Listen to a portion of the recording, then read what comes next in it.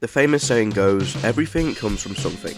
This phrase can be used in many different contexts. There would be no chicken without the egg, there would be no universe without the divine creator, and for today's topic, there would be no jet-powered airliners without the Comet. That's right, all of the evolution we saw in the aviation jet age would not have been possible without the risks took by the British to create the world's first jet-powered passenger aircraft. And today, we'll be covering it, from a roaring success at release to a ticking time bomb that nobody could trust. Sit back and get some snacks, because it's time to cover the rise and fall of the Havilland Comet.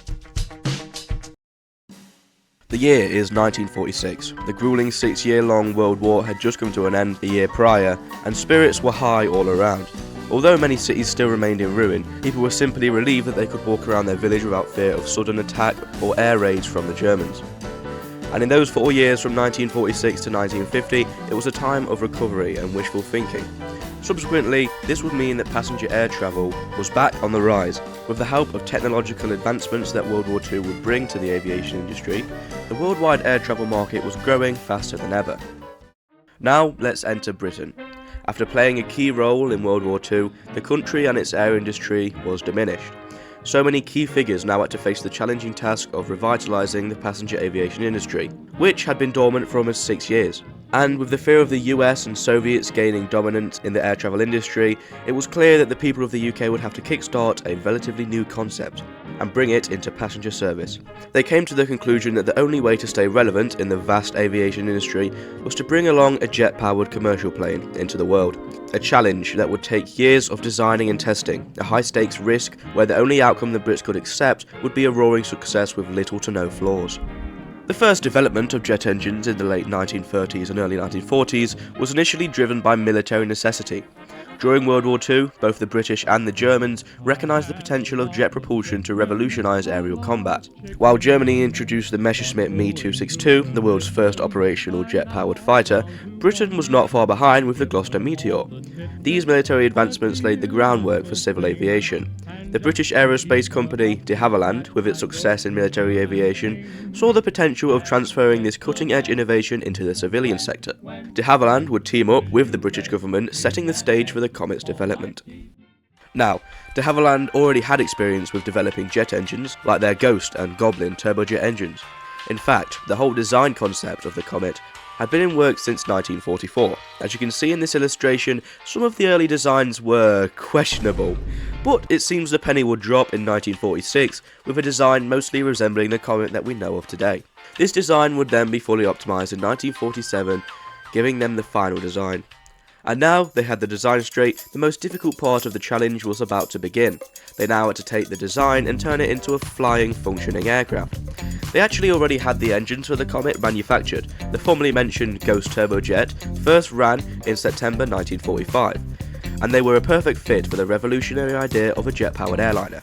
During the development process, engineers would soon realise that the most challenging part of this aircraft that had to be perfect would be the fuselage. You see, due to the Comet's fuel-hungry engines and limited fuel capacity, they would have to make a lightweight fuselage that could also withstand the extreme pressurization, as this aircraft was planned to fly an average of 40,000 feet. This factor would force the Comet to undergo extreme pressurization scenario tests to ensure the safety and structure of the fuselage prototypes. These tests would be a huge success, to the point where de Havilland actually exceeded the existing standards for pressurization, as despite these stressing tests, no flaws were detected in the aircraft's material off the bat. This marked a huge achievement in the engineering world and the aviation industry. After years of designing, developing and perfecting the aircraft, on the 27th of July 1949, de Havilland would unveil the groundbreaking aircraft to the public eye for the very first time.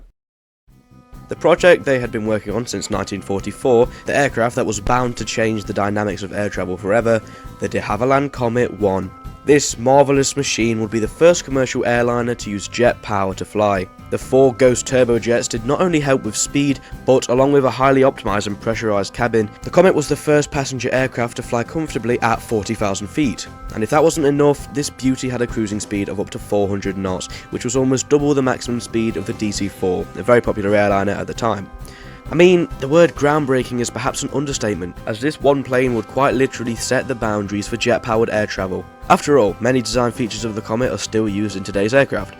The truth is, de Havilland had one shot to convince the public that they were ready for a jet-powered future of commercial operations.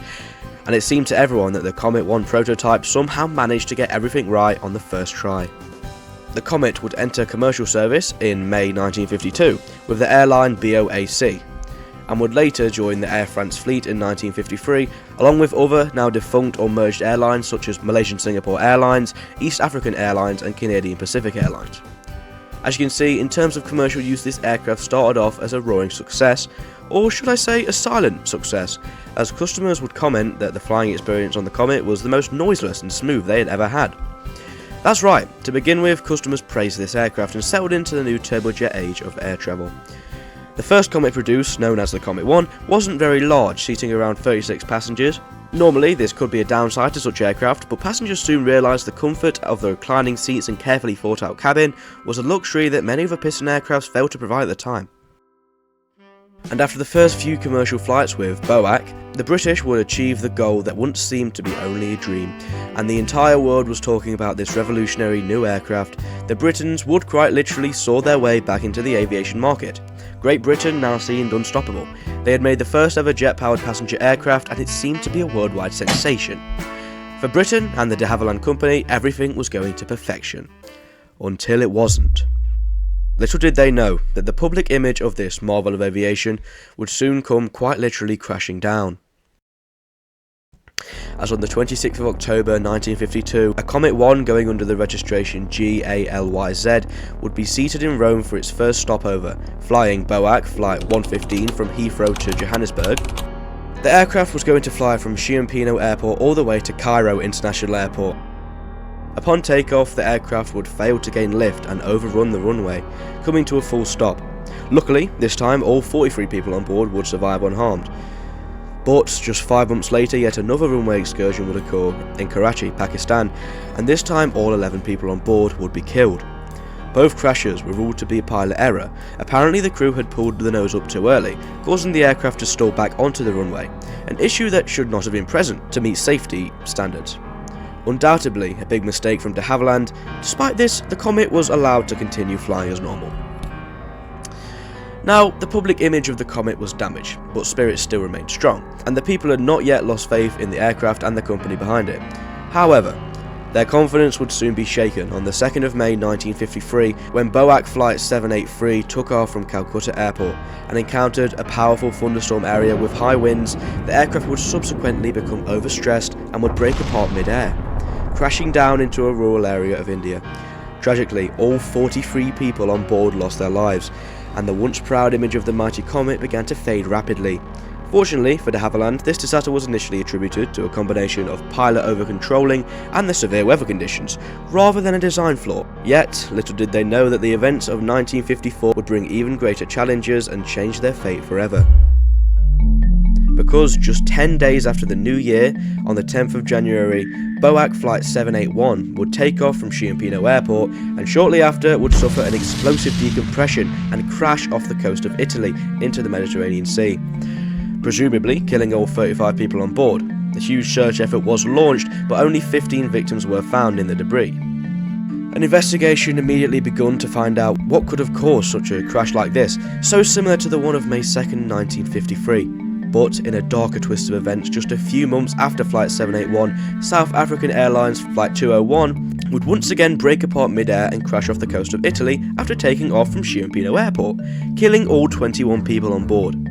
The media was now in a frenzy, the Comet now being seen as the plane that breaks apart in flight. As a result, globally all Comet planes were grounded, and due to the similarity of both the BOAC flight and the South African Airways flight, the two investigations were swiftly merged into one big inquiry that would switch the focus onto the fuselage of the Comet and how safe it really was.